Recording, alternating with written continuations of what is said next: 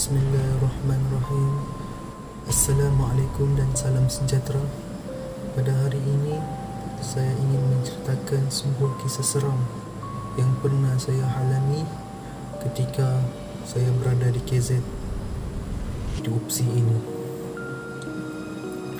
Kisah ini merupakan sebuah kisah realiti yang pernah terjadi kepada diri saya.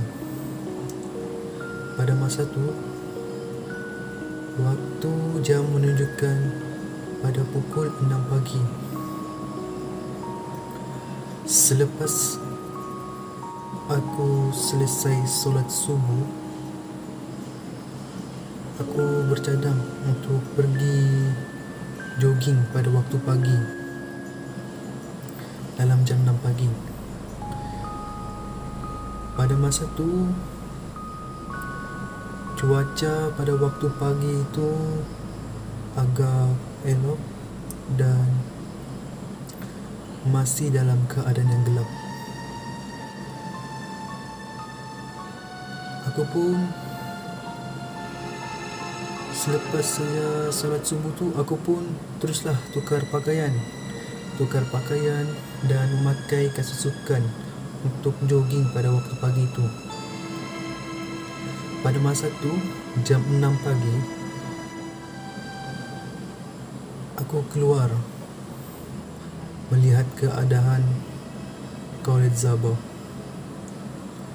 Masa itu, aku dalam keadaan yang berpakaian sukan dan sememangnya aku takut untuk pergi jogging pada waktu pagi itu.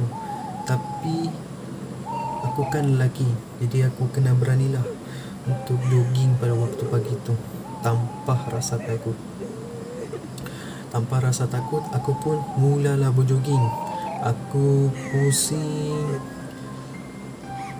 daripada KZ ni, aku pusinglah satu round. Aku pusing masa tu satu round, satu pusingan di KZ ni, di tempat KZ ni. Pada masa aku tengah pusing tu,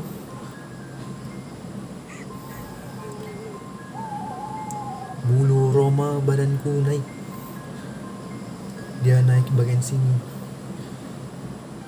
Bulu roma bahagian badan naik.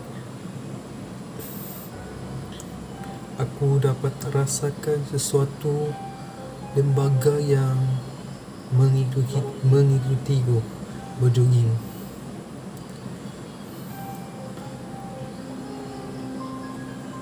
Tanpa rasa takut, aku teruskan langkahku untuk tetap berjogging.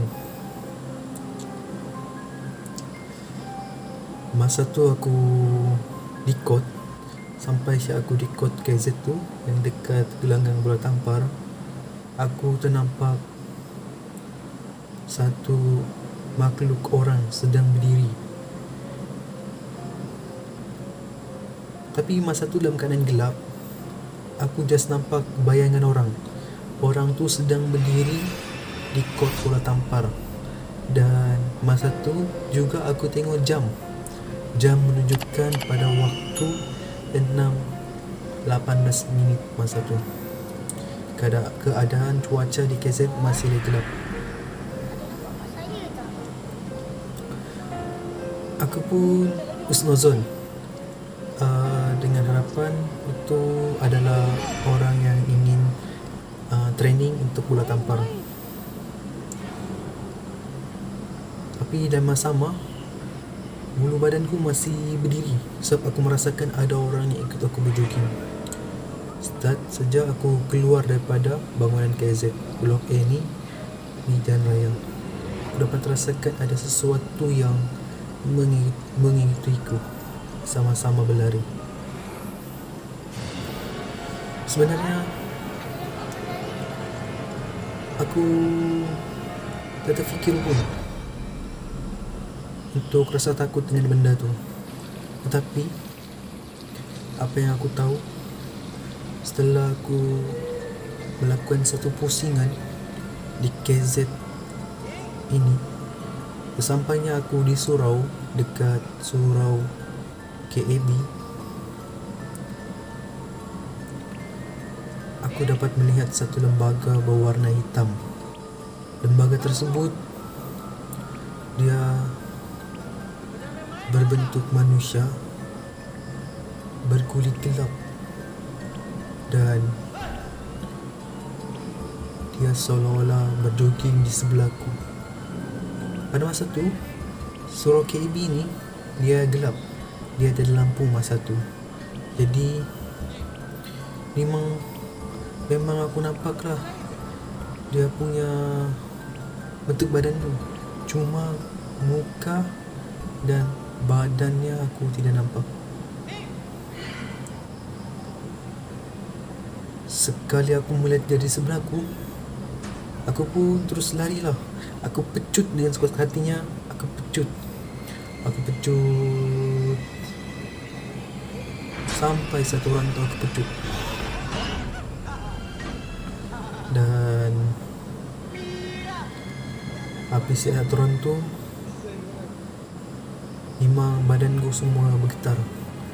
Badan bergetar, bulu roma naik, dan start daripada situ aku sudah mula takut untuk jogging pada waktu 6 pagi, iaitu di mana cuaca masih gelap. Memang keadaan masa tu memang mencemaskan lah bagiku, sebab amat menakutkan dan amat mengerikan.